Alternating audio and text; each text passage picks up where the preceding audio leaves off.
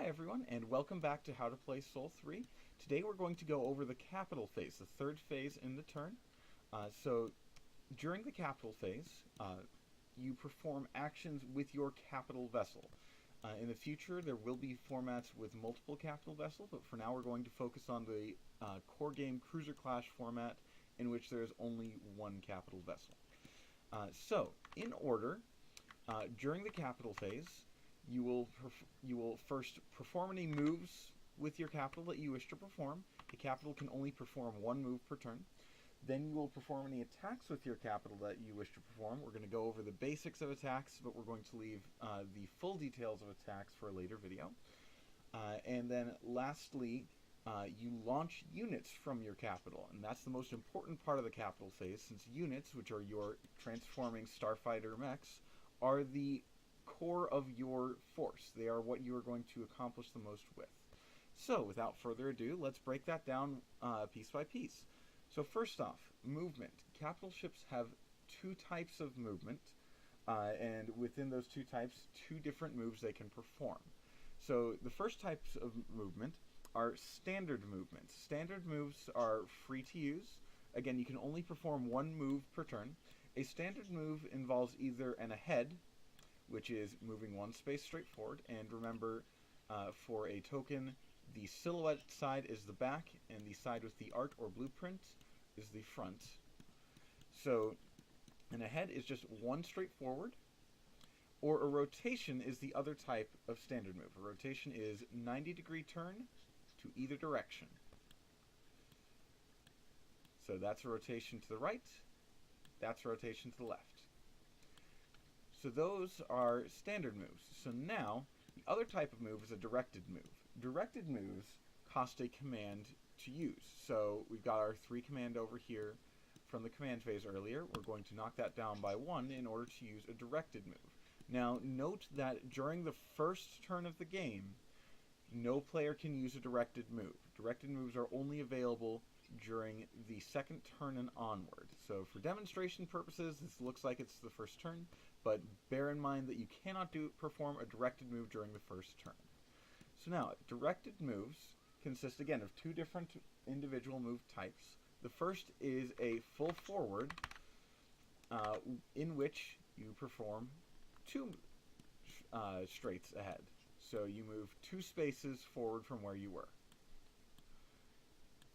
And the second type of directed move is a come about. So a come about involves taking 1 straight forward, performing 90-degree turns in either direction, and then performing another straight forward.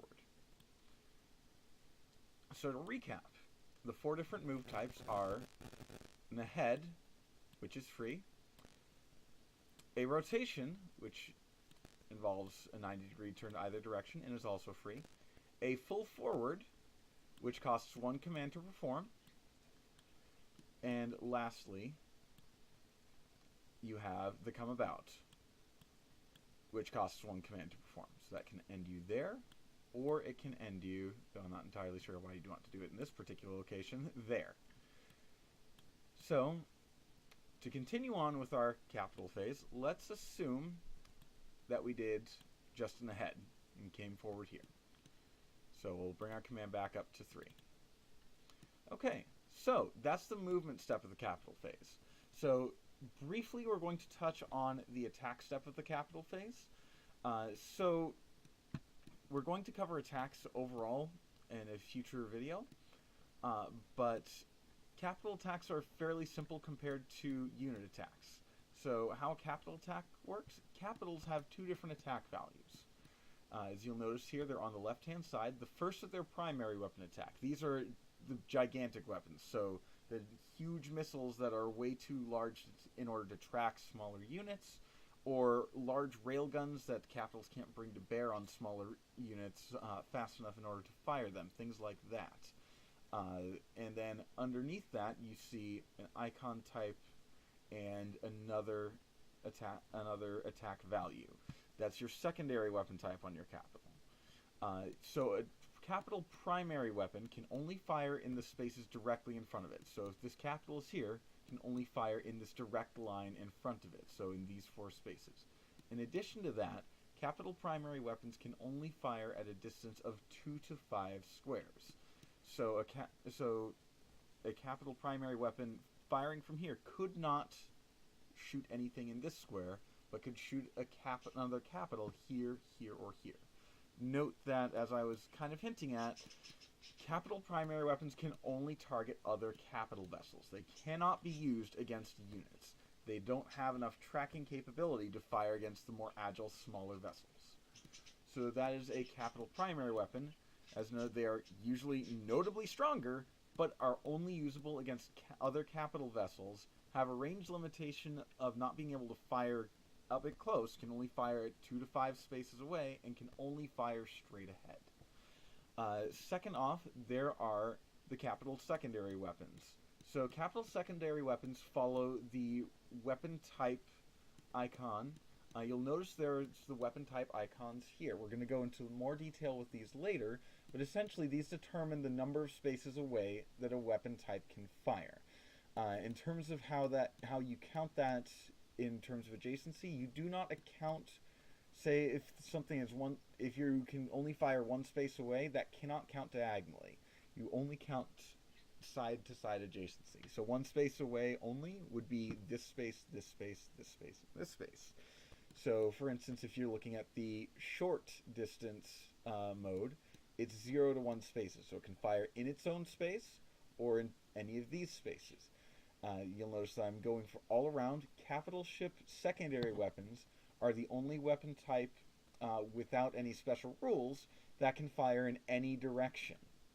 So on this particular capital, the Hammerhead, for instance, you'll notice that it has the artillery icon. Artillery range is 3 to 10.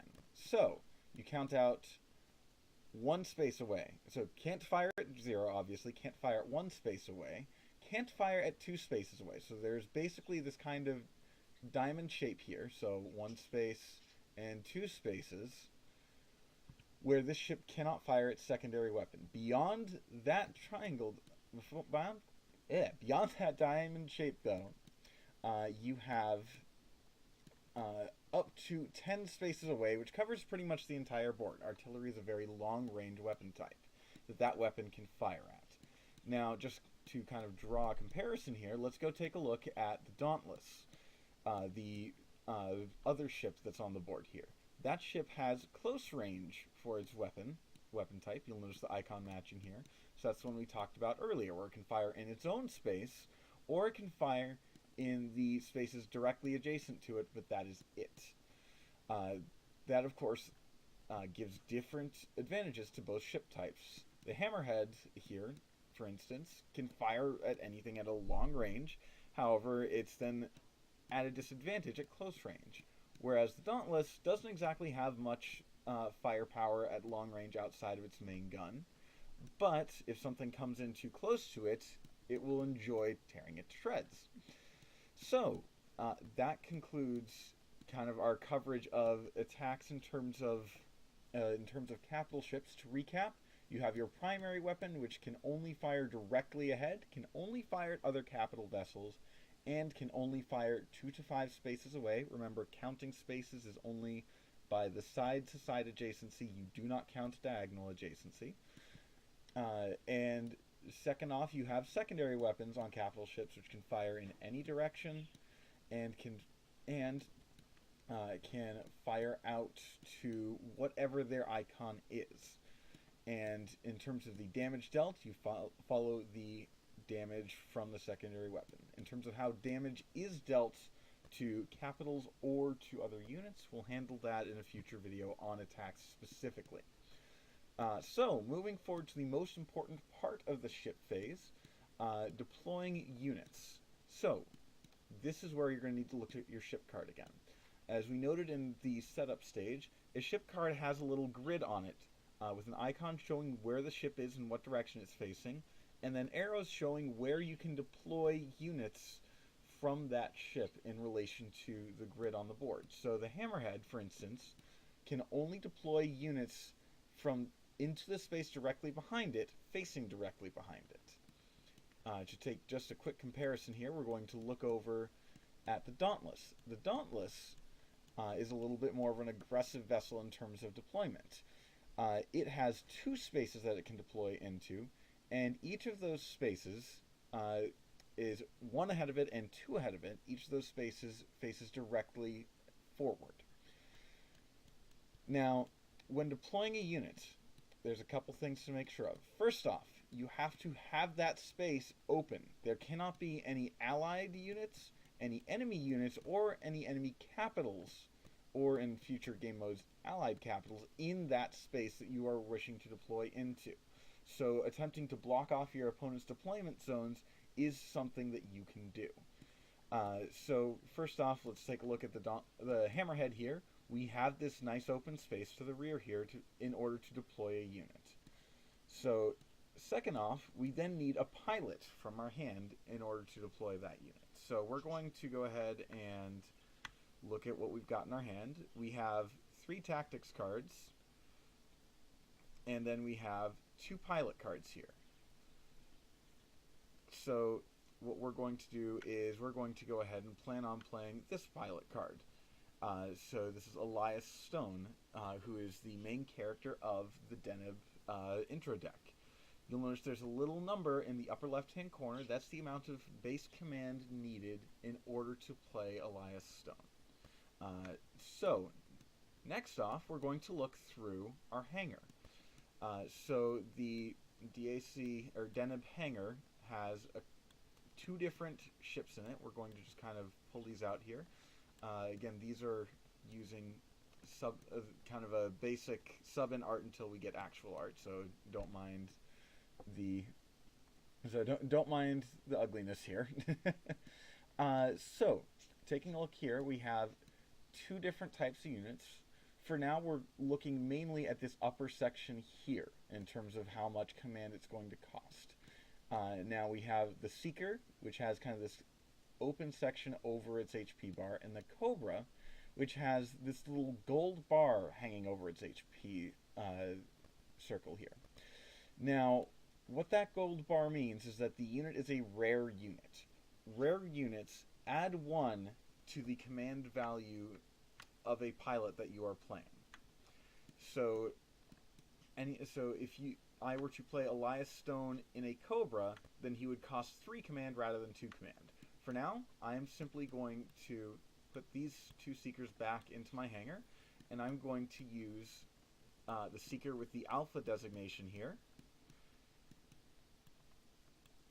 and launch it with Elias Stone. Now, when a unit launches, it is always launched in flight mode. Bear in mind that units have 2 different sides to their card. They have their flight mode, and they have their combat mode. You can generally tell flight mode units have an orangey or warm color background. Combat mode units usually have a blue, purple, or cool colored background. In addition to that, the modes are noted on the lower left side of the card. You'll notice it says combat and flight.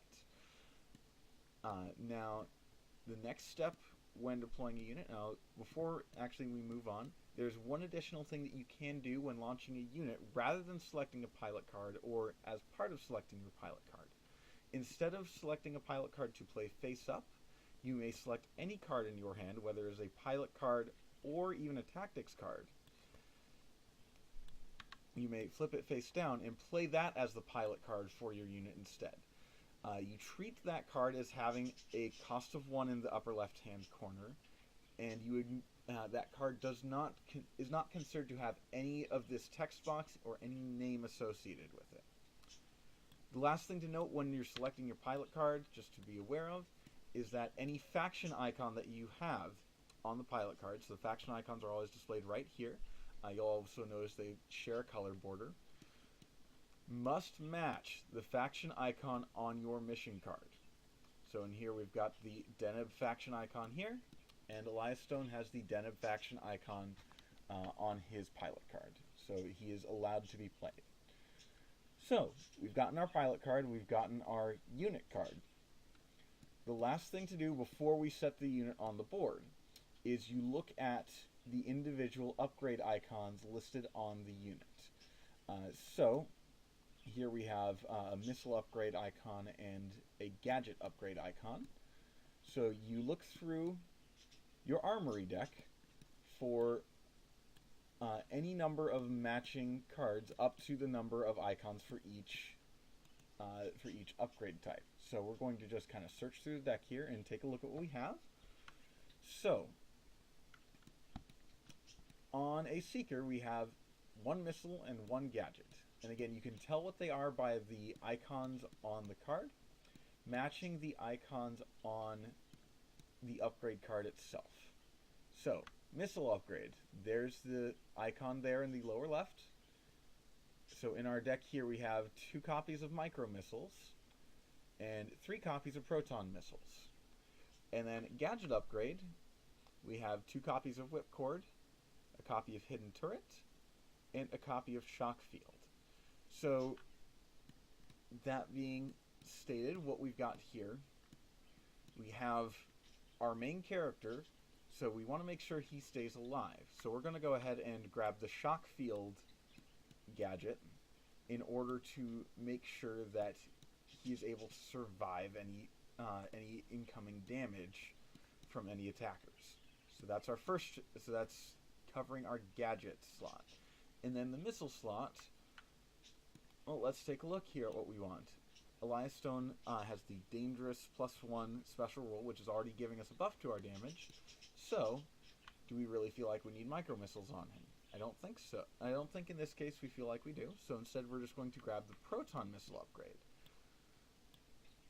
As for the details on what these do, we can go over those at a later date. But the basics here, shock field's pretty straightforward. Any melee attacks dealt to this unit deal 1 less damage.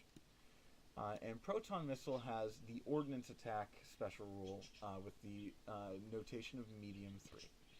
So what ordnance attack is it essentially gives you a one-time use, separate attack different from your main attack listed on your card. As for what that attack type is, that's what the subnote is. So ordnance attack medium 3 means that it is a one-time use attack that uses the medium distance, so 1 to 2, and 3 is the damage amount. So that is all the setup for deploying a unit. Lastly, once we've gotten our any number of armory upgrades that we wish to equip, now you aren't required to max out the number of upgrades on a unit. So if I wanted to save one of these missiles for another unit later, for instance, I could have kept that in the armory. So now that we've gotten that all set up, we're going to go find the matching token for Seeker Alpha. So we're going to just kind of go over here to our tokens. We have Revenants here, Cobras, and Vectors. Here are our Seeker tokens. So we've got both the combat and the flight forms. We're just going to go ahead and get both of those, just so we have them in order to swap as necessary. I'm going to go ahead and pop those right on over here. Now, for as long as this Seeker is in flight mode, we're going to go ahead and keep its flight mode token on the field. If it ever switches to combat mode, then we have our combat mode token to swap out. So now, again, we follow that grid for deployment here. So the Seeker has to be facing away from the hammerhead in the slot just behind the hammerhead. And there we go. That is how you deploy a unit.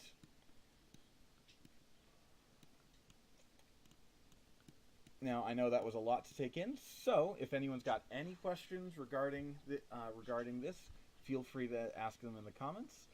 Next episode, we're going to go into the unit phase, where you move and attack with your units. This is where the bulk of the game is played. So until then, we will see you guys in the next video.